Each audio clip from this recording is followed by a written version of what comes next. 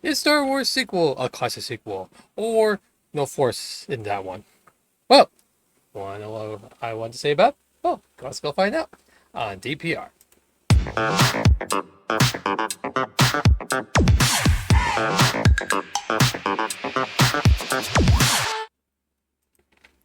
Hello, everyone. Welcome back to Disney Plus Reviewer. I'm DPR, and now we're going to review one of the best sequels of all time. And this is the best since like The Godfather Part Two and some other sequels before it and after it. And we're going to see how this one turns out. So, the thing is, I forgot to write about when it came out. So, oops, I goofed that one. No more. This what I will see if I can find out real quick. Let's see. Okay, so the movie came out in Dominion Theater only May 6, 1980, and then it was released before Memorial Day weekend on May 21st, 1980. The budget used to be, which I will do trivia about that one, but the budget was like $30.5 million. Then it turned out to be one of the most profit movies ever, between 538 to 539 million. Adjusted with dollars, it became number 12 or 13 of all time, I think, something like that. So anyway, so what should we talk about this? What should we know about the story? What is the story about The Empire Strikes Back?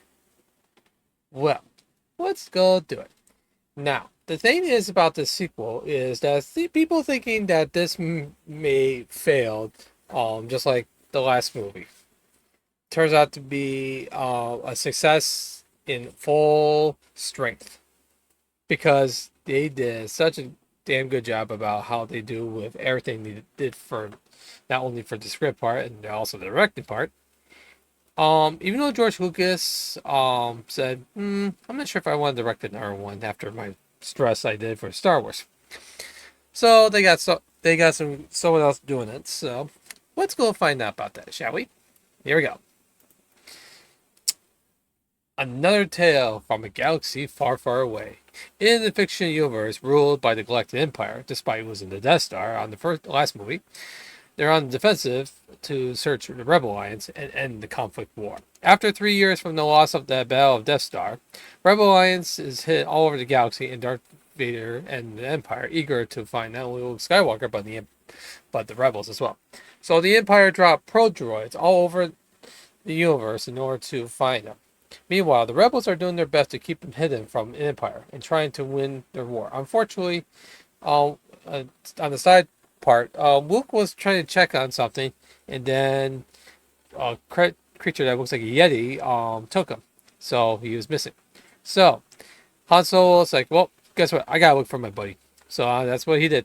It's like, the door's going to be closed. Like, oh, but at least he's like, "I'm gonna do it." So, so Han Solo will go out there and look for him. After he's found, the rebels found one probe droid, and now after Han Solo will shoot the probe droid, get the location to their hidden base. Ouch! Then the Empire drop AT-ATs and ready to face the rebels, and war rages on. Can Han love Leia? Can Leia love Han? Unless you want to say I love you, as I know. Will the rebels lose? Will the Empire triumph? Will Vader give the most shocking words in cinematic history? Let's go find out. Uh, um, um, um, I can't do spoiler. Anyway. So yeah. Oh, this one, I'm very excited for this film. Actually, just so you know, this movie came out 2 years before I was born, so I didn't can see it in theaters. I didn't check out the special edition part since I've been hearing some battle cries on certain fans. So I've been having some problems with the special edition scenes and stuff like that. So, oops, I forgot to put the pros and cons there, but that's okay. I'll just wing it right there. Anyway, so yeah, so yep, they're back again. George Lucas this time helmed a different director named Irvin Kershner, which he know this guy from college at the time. Also, two screenwriters, Leia Brackett. Unfortunately, she passed away before the film was even developed. So Lawrence Kasdan took over screenwriting for that one. Turned out to be he did a great job in that one. So Yeah, so George Lucas, yeah, he doesn't want to do the stress again, so they got different people doing it. It turns out to be probably a smart move for his career, so that way he keeps the franchise alive. Um, Seeing everything about this film, about these characters going through rough, have dark elements, got emotional depth on this one, it makes it more strong for the Force. Because let me tell you, this is absolutely probably, even though I did give the last movie A+, but this movie should get a little higher because I think this is probably the best Star Wars film to date. Even though I do like um episode 3, the Revenge of the Sith, but it's not as perfect as The Empire Strikes Back. So so since I'm doing a tribute to continue with the passing of James Earl Jones who voiced Darth Vader, I figured I would just continue on reviewing more Star Wars movies. So that's what I'm doing right now. So now the thing is about this movie, um, seeing the Battle of Hoth, seeing Yoda's home planet, which he was exiled because after he can't defeat the Empire and the Sith Lord, he was too strong for him, so he decided to exile and stay there until one day when there's hope, he will train someone to be a Jedi and try to face that corruption. So, um, yeah, and also we have the Cloud City and have the Lando Calrissian. Yeah, Billy D. Williams, man. Now that guy's cool. I like that guy. He's got like the cool vibe there. Yeah, even though that solo movie may not be as pristine as it wants to be, but do I care? No, because it doesn't hurt me as a Star Wars fan. It just makes me enjoy to see these characters go out their strive and expand. Sometimes you cannot stick with the nest of one trilogy.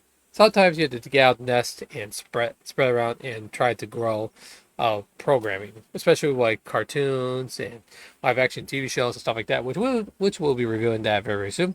But we're just going to focus on the movies first. So, all right, let's go talk about the cast. So, we have Mark Hamill coming back as Luke Skywalker. He's a pilot of the Rebel Alliance and a Princess Jedi. Plus, he's the commander of the Rebel Alliance. Then we have Harrison Ford as Han Solo, a smuggler, and the captain of the Millennium Falcon. He was going to go back to Jabba the Hutt to pay the ransom that he's in trouble for. Then also we have Kate Fisher as Leia Organa, which is the leader of the Rebel Alliance. And she's not a princess anymore since Alderaan was destroyed. Then we have Billy D. Williams for his debut. He's Lando Calrissian, the administrator of Cloud City. Very, very cool cat. He's a very cool cat, man. Then we have the laughable protocol droid Anthony Daniels as C-3PO. Yeah, he always makes me laugh with that one. Then we have David Prowse, who's the body of Darth Vader, and also James Earl Jones is the voice of Darth Vader. For Sith Lord Vader. Then we have Peter Mayhew as Chewbacca, which is Han's royal Wookiee friend and co-pilot. Then we got R2-D2 back from Kenny Baker. That one. Frank Oz is his debut, even though he's done like Muppets and all that stuff right there. So he's the voice of Yoda. This is his debut as being the lovable character that we know and love for many, many years. He's a centuries-old Jedi Master, of course. Yeah, he's almost 900 years old. Very old. And then also we have the spirit of Eleganus as Obi-Wan told me. You think Eleganus is going to be gone of the whole trilogy? Come on, he's my favorite actors. So they decided to keep him back as the spirit to be a guide to Luke, which is actually a smart idea, to be honest. So, yes, and also going through the asteroid field and then get almost grabbed by one of those space worm things, which if you ever watch Robot Chicken, that was actually pretty funny. That it's like, oh, okay, we'll order Chinese food. Yeah, I'm hungry. It was so funny. Yeah, so yeah, this film actually I do enjoy for the aspects of not only the battles but the drama and the dark elements that the Empire tried to do in order to win. And also, don't forget, we get that Boba Fett, man. Get that Boba Fett. Yeah, Boba Fett debut in this one too. Yeah. Oh, actually, No, actually, that's not his debut. His debut was actually the last film. He was only been there for I don't know, less than a minute. Wow, um, Mendo Mandalorian, bounty hunter, only there for 1 minute. Sad. But in this one, he gets a bigger role, especially trying to capture Han Solo. It's like, yep, time to get my bounty. I'm gonna get my bounty. Yeah, have you ever seen the Carbonite? I'm gonna say Kryptonite. It's like, oops, that's Superman. Oops. Anyway, yeah, the Carbonite thing that they put Han Solo in there is like, ooh, baby, that must be really rough too. There, it's like, can I get out of here so I can go to the bathroom? No, you gotta stay there. Oh, why? I don't know. It always cracks me up for that one. So, let's do a little trivia about this one. This is the first Star Wars film not directed by and written by George Lucas. As mentioned, he decided not to do the Deal of Distress. So, yeah, I don't blame him because it would be more stressful for him to do another one like this. So, yeah.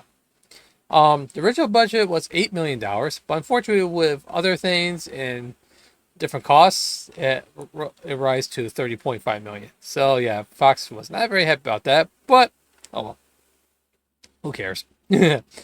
Originally, critics were mixed, and so as the fans, being because they thought the dark tone was actually not needed for this film, and they're thinking that this is not a good idea doing it. But it's been recessed and now become considered to be the best Star Wars film to date, and also one of the greatest films ever made. And also the United States Library of Congress did it again, just like you did with Star Wars. Now they made it selected in preservation National Film Registry in 2010. So yeah, yeah. As mentioned, George Lucas was really involved in this film, but wanted not to have the stress for serving as a director again. So all he decided to do is the story part for them, like doing storyboards and stuff like that. So yeah, it's a pretty good idea. So, um, I gotta say, this is absolutely pure classic for not only sci-fi fans but Star Wars fans too. Especially seeing the lightsaber duel that I was hoping for, which is Luke Skywalker and Darth Vader, which actually got me excited.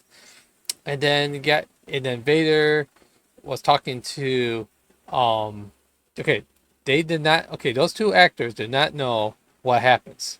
They got shocked before they did the thing. So they didn't see the script about those most shocking words in cinematic history.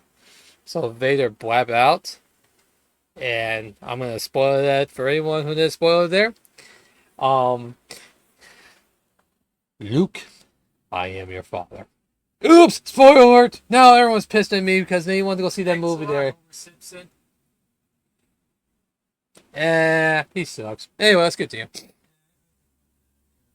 Oh, I know. Yeah, don't worry. I'm not doing that Homer Simpson did. There you go. There. Are you happy? Thank you. Anyway, so yeah, as you see in the Rotten Tomatoes down there. Now if Rotten Tomatoes was around in the 80s, they probably would get like 56%. And then they've been reassessed and been up to Certified Fresh at 95%. Unfortunately, there's no cinema score for that one. But I will do the cinema score for them, so that would make my job a lot easier. Okay, so yeah, so with all said about not only the story and the awesome cast they have, also with different directing and writing, which actually is a good fresh perspective for this film, make it more enjoyable to see these films for us fans to enjoy. Yeah, it's like, are you gonna see the original unaltered account? No, nope, I don't think so. So sorry, that's not gonna happen. So anyway, yeah. So you have to give me $500 million. I can give you that. No, I can't. I can't do that. But they did have someone did that once on YouTube. Putting the 4K remastering of the unaltered original ones. Unfortunately, those have been removed by Lucasfilm, and fans were pissed about that. So yeah, and also they also, as mentioned, they they did some changes on the special edition, which I will not mention that because there's no point for that one. There's some scenes were good and some scenes this one is actually the least edited for the special edition than Star Wars and Return of the Jedi, which we'll mention that on the next review. So yeah. So what's about the pros and cons in there, right? Let's do it. Okay. Pros. Another cinematic Star Wars classic. Probably the best of the franchise. Probably one of the best sci-fi films of all time. Beautiful locations as usual. Great screenplay by Lawrence Kasdan after the passing of Leigh Brackett. They have the most shocking scene in cinematic history become one of the most iconic scenes of history for that. Especially when I watch those Robot Chicken Star Wars specials. Yeah, please do because they're funny as hell. Yeah, there's like so much good about this film in that one there. It's like there's like too many pros for that one. Especially like I like the Imperial ads, the droid duel are fun. Darth Vader is freaking awesome. Lando Calrissian is a great character. And also probably one of the best lightsaber duels ever. So it's purely enjoyable. So yeah, you gotta see it to believe it. Cons, zero, nada. There's nothing wrong with this film. Yeah, there's nothing wrong with this film because, like I said, people's like, do you think this darker thing would be a good idea? Actually, it turns out to be one of the best ideas ever, and that was actually a great idea, to be honest. So yeah, I do appreciate this film. This one is absolutely one of the like I said, one of the best sequels, one of the best films, and one of the most enjoyable films I ever watched in years of my thing, including I watched the special edition. I watched the original and the special edition. So yeah, even though with the special edition, that's probably my only tiny con for it, I guess, because some people may not like it, but yeah, that's okay. But still, this one is the least amount for the special edition, so it doesn't bother me as much. So for that, I'm gonna give the cinema score. Since they don't have it, but I'll do it for them. You're gonna get A plus again. Yay! Or maybe you should get A plus plus because this is the best Star Wars film to date. Yeah, if you haven't seen it, please go see it. Even though it has special edition, the thing is they do have like two versions. They have the special edition and the Superior Blu-ray edition. So they did some changes on the last Blu-ray release. So yeah, but I'm still have to get that in 4K soon. So once I get all on 4K, I'm a happy boy. Yay! So, well, that's it for this review. I hope you enjoy. May the force be with you, of course. So, how do you think about this film? Do you think this film deserves higher, or let's see, or do you think this is like, it's okay, I guess, and stuff like that? Or what characters you like? Do you think George Lucas should keep the unaltered versions of that too? Yeah, put the comments below. Also, like this, give it a thumbs up. Not this.